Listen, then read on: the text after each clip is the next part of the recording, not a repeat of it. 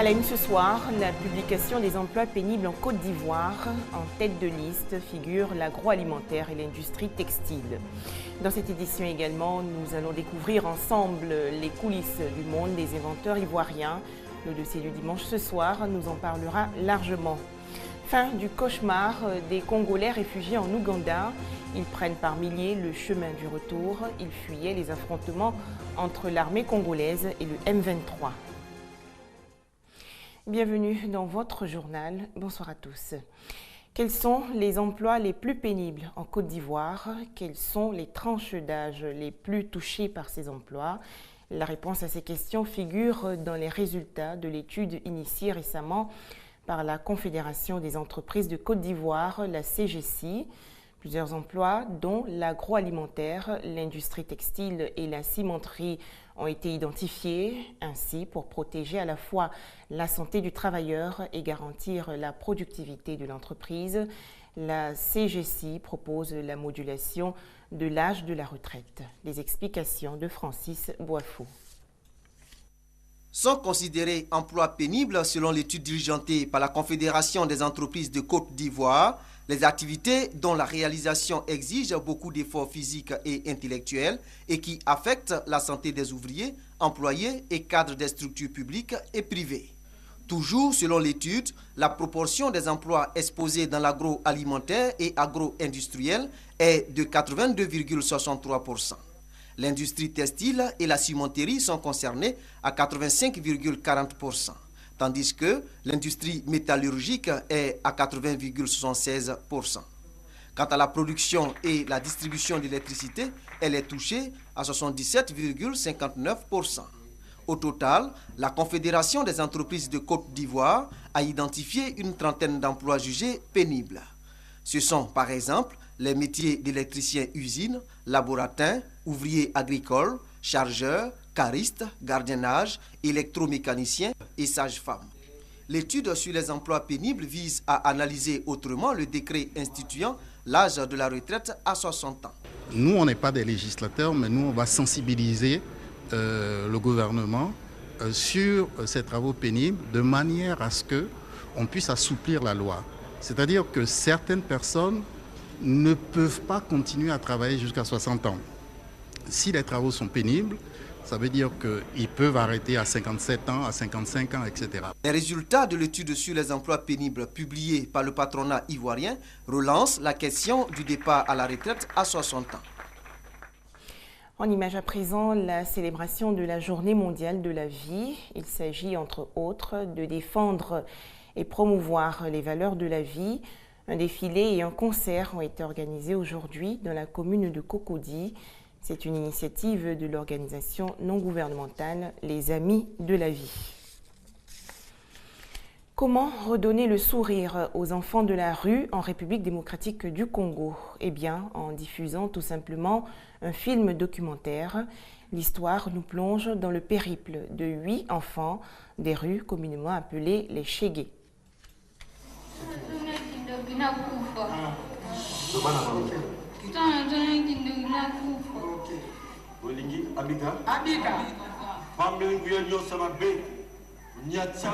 Accuser ces enfants de sorcellerie pour mieux les chasser du domicile familial, une pratique qui jette des milliers d'enfants dans les rues de Kinshasa.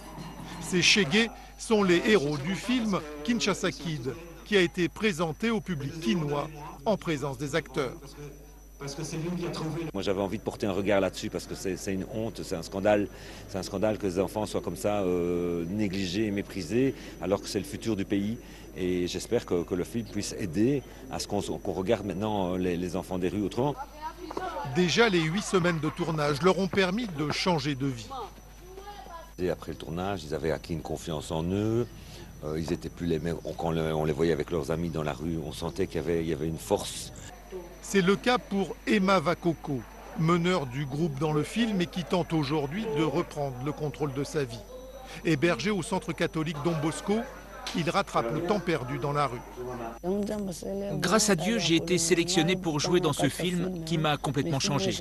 J'apprends maintenant à lire alors que je ne savais pas et je fais des efforts pour mon apprentissage. Tous les acteurs ont quitté la rue, certains sont rentrés chez eux, d'autres ont été placés dans des centres où ils peuvent rêver à un avenir. Pour Emma, ce sera réalisateur de films. Et toujours concernant la République démocratique du Congo, des milliers de civils congolais réfugiés en Ouganda prennent aujourd'hui le chemin du retour. Ils fuyaient la bataille finale entre l'armée congolaise et le M23 dans le Nord Kivu.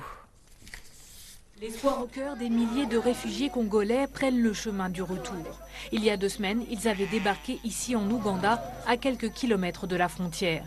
Ils fuyaient la bataille finale entre l'armée congolaise et le M23. Depuis, les rebelles ont perdu, alors les exilés rassemblent le bétail et leurs maigres affaires. Nous en sommes sûrs que la paix pourra revenir dans notre pays. Et c'est pour cette raison que vous voyez la majorité est en train de rentrer au Congo. Mais le retour est compliqué pour certains. Les Congolais rwandophones ont peur, accusés par les autorités de soutenir la rébellion du M23. Des gens ont été tués. Nous avons perdu tous nos biens. Nous nous retrouvons ici sans rien. On entend dire que certains continuent à fuir le Congo et que d'autres retournent là-bas. Mais on ne sait pas si là-bas la guerre est finie ou pas. Alors certains préfèrent rester dans ce camp de transit où s'entassent 5000 personnes. Interdiction de filmer à l'intérieur, mais notre équipe a constaté la présence d'enfants soldats du M23. Selon l'État ougandais, 1500 rebelles ont trouvé refuge sur son sol. Leur sort sera réglé à Kampala lors des pourparlers de paix prévus lundi entre le gouvernement congolais et les négociateurs du M23. Nous avons la chance à la paix qui nous est donnée.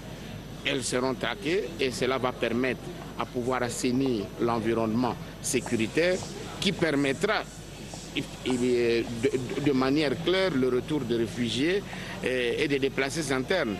Les négociateurs du M23 le savent, après leur débâcle militaire, ils n'ont plus de marge de manœuvre. Ils seront obligés d'accepter les conditions posées par Kinshasa. 9 décembre 2013, c'est la date retenue pour le procès du guide suprême des frères musulmans d'Égypte. Mohamed Badié est accusé d'incitation au meurtre de manifestants.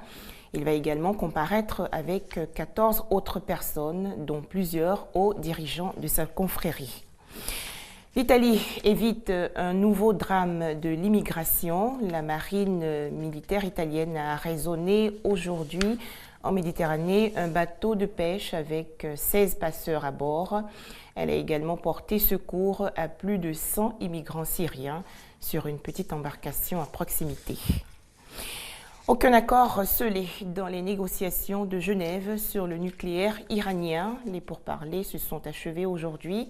Le secrétaire d'État américain John Kerry est aux Émirats arabes unis pour informer cet allié essentiel des États-Unis des pourparlers avec l'Iran. Le président iranien Hassan Rouhani a déclaré dimanche, à l'issue de la conférence de 3 jours à Genève, que son pays ne renoncerait pas à ses droits nucléaires, y compris l'enrichissement d'uranium. La Suisse se dit prête à accueillir à nouveau la prochaine réunion, le 26 novembre, avec le groupe des 5+1 et l'Iran. Le directeur général de l'AIEA est attendu lundi à Téhéran. Aux Philippines, l'heure est au bilan après le passage du typhon Haiyan. Les autorités évoquent plus de 10 000 morts. L'aide alimentaire et médicale est difficile à acheminer.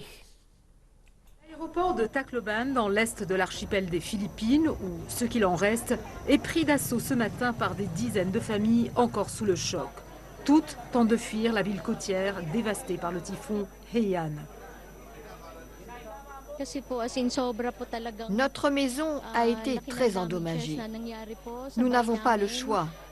Nous devons partir pour Cebu ou Manille. Parmi la foule, une femme d'affaires chinoise qui était de passage dans la ville. C'était presque la fin du monde. Nous sommes venus à pied de l'hôtel jusqu'ici. Nous avons marché pendant 3 heures avec tous nos bagages. Nous n'avions qu'un seul objectif. Il nous fallait absolument quitter cette ville. Tacloban, sur l'île de Leyte, dans le centre des Philippines, est la région la plus touchée. Elle se trouvait au centre de la trajectoire du cyclone alors qu'il était au maximum de sa puissance vendredi. Un bilan de la police fait état de 10 000 morts et au moins 2 000 disparus. Mon père, ma mère et mon enfant sont portés disparus. J'ai lâché par accident la main de mon enfant. Le typhon Haiyan est l'un des plus puissants de ces dernières années. Vent soufflant à 300 km/h, pluie torrentielle et vagues géantes, le cauchemar a duré plusieurs heures. Les dégâts matériels sont énormes et plusieurs îles sont encore inaccessibles pour les secours.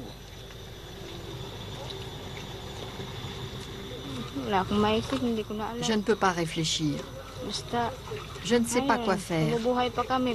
Tout ce que je peux faire maintenant, c'est de survivre.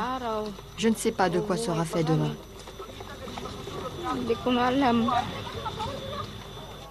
Les secours s'organisent pour venir en aide aux sinistrés. Les États-Unis, l'Union européenne et les organisations internationales sont mobilisés pour faire face aux ravages causés par le typhon Haiyan.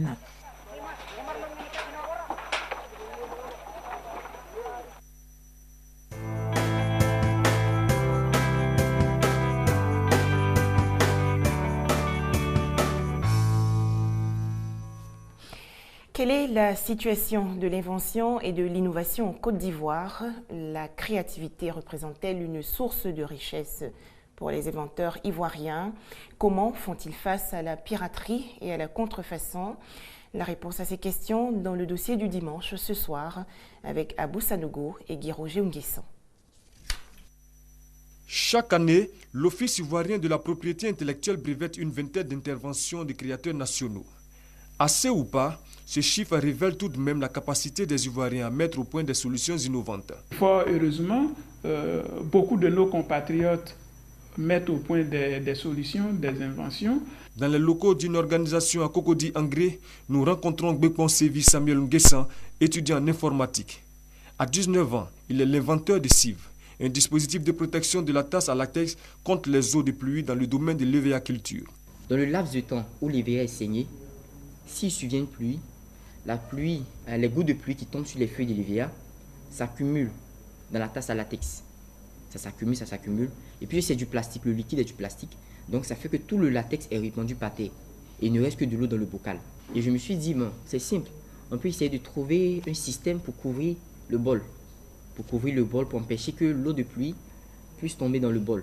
Kwadjo Kwaku Yves, un autre inventeur dont la particularité est de faire des merveilles avec des produits de récupération. Le décor de son atelier en dit long sur la fécondité de son esprit. Avec sa trouvaille, la canne à semer, il veut révolutionner la pratique de la semence des céréales. La canne à semer a été inventée pour permettre à nos parents agriculteurs, précisément que semeurs, de favoriser l'extension de leur plantation en matière de semences et aussi d'éradiquer tout ce qui est comme maux endurés lors de l'ancienne méthode. Diomande Namori, lui, excelle dans l'électronique. Sa passion depuis qu'il a quitté l'école en classe de 3e. Dans la maison de l'un de ses amis, il nous fait la démonstration de la CBS. Bon, le système étant connecté au secteur 220 volts, au courant 220 volts, et on prend maintenant la puce téléphonique. On introduit la puce téléphonique sur le boîtier ici. On essaie d'activer le système. Et quand on va activer le système, vous allez voir là, la LED rouge va s'allumer automatiquement. Et maintenant, on branche là la prise qui prend en compte le ventilateur et la télévision. Et comme ça, quand on va lancer l'appel, on va activer le système par le coup de fil. Et la télévision et le ventilateur vont aussitôt se mettre en marche. Après avoir fini de lancer le numéro, Jean bipé le numéro, une fois seulement, le système a mis en marche le ventilateur et la télévision. Le Sieve, la canne à semer ou encore la CBS ne sont qu'un aperçu des innovations des Ivoiriens.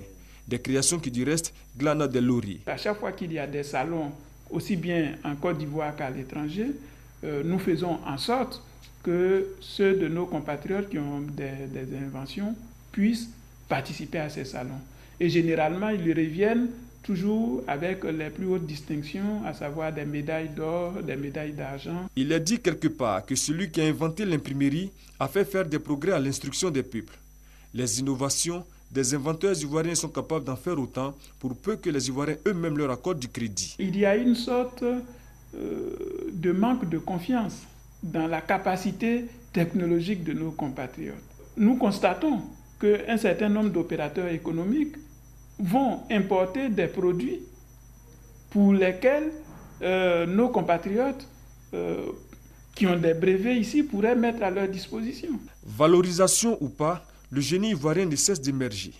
Aujourd'hui, une centaine de solutions sont protégées par l'Office ivoirien de la propriété intellectuelle et de nombreuses autres sont en cours d'obtention du brevet. Voilà, c'est la fin de cette édition. Très bonne suite des programmes sur RTI2, bien sûr.